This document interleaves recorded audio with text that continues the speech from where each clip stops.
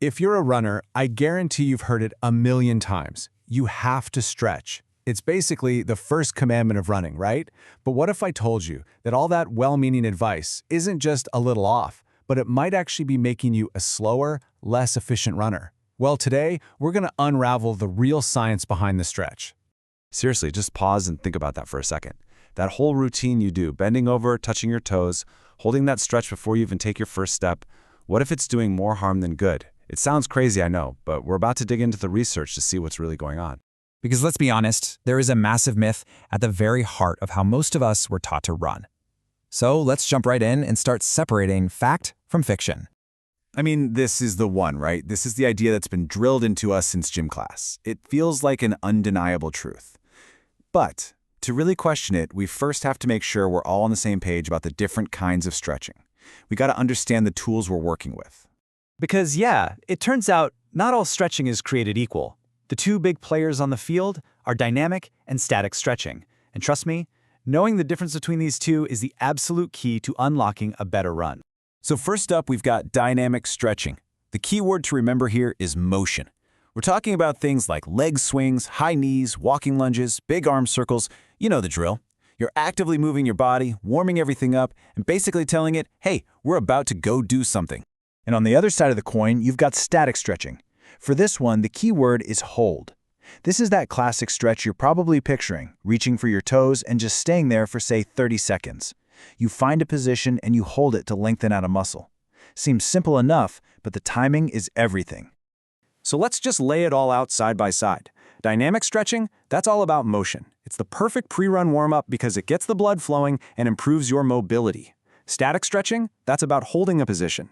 It's much better suited for a post-run cooldown, and its goal is to improve flexibility. See the difference? They are essentially opposite tools for completely different jobs. Okay, so if holding those long static stretches before a run is a no-go, then what should you be doing? Let's talk about the evidence-backed solution and build a much, much better routine.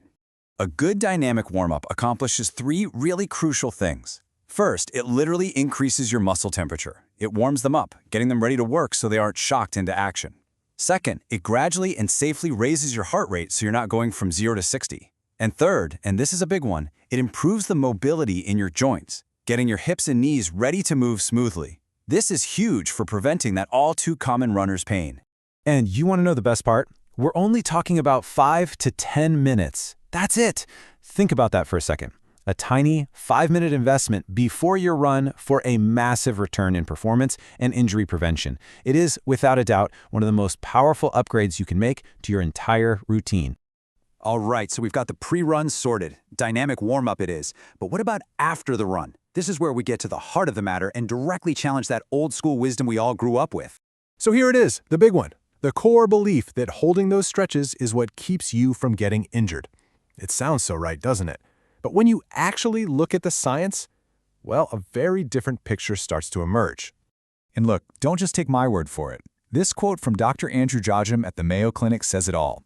Decades of research, decades, have failed to find a real link between static stretching and a lower risk of injury. So the key takeaway here is pretty blunt.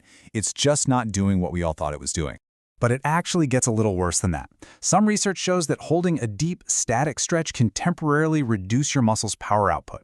It's kind of like telling your muscles to relax and go to sleep right before you ask them to explode off the starting line. You're literally heading out for your run with your muscles at a slight disadvantage, which is the exact opposite of what you want. And this really gets to the core of the whole misunderstanding. See, runners don't actually need the crazy flexibility of a ballerina. What we need is mobility. And what's the difference? Mobility is being able to move your joints through your natural running motion smoothly and without pain. And that is built through strength and active movement, not by passively holding a stretch. So, is static stretching completely useless then? Well, no, not entirely. It does have one proven benefit for runners. The science does suggest it can help reduce some of that post-run muscle soreness. It feels good, it can increase blood flow, but that's pretty much it. Think of it as a tool for comfort, not a tool for injury prevention. So if you're really serious about recovery and looking for things that will loosen you up and actually help prevent injuries, the evidence points elsewhere. We're talking about things like massage, foam rollers, or massage guns. These tools can really get in there, improve blood flow, and release muscle tension, delivering the results that people are often mistakenly looking for from static stretching. Okay, we have busted the myth. We've looked at the science, and we've identified the right tools for the job. So let's put it all together into a super simple, actionable playbook you can start using on your very next run. So here's your new routine, and it's dead simple. Before your run, you're going to spend 5 to 10 minutes doing dynamic stretches to warm up your muscles and improve your mobility. After your run, you're going to prioritize real recovery tools, like massage, that actually help loosen you up and prevent injuries. And then, only if you feel like it, you can do some static stretching afterward, for one reason and one reason only, to help reduce a bit of soreness. It's simple, it's effective, and it's backed by science. You know, this whole stretching thing just goes to show how easily myths can become facts in the fitness world. It really makes you wonder, doesn't it? What other pieces of common wisdom that we all take for granted might actually be due for a second look? Something to think about on your next, much improved run.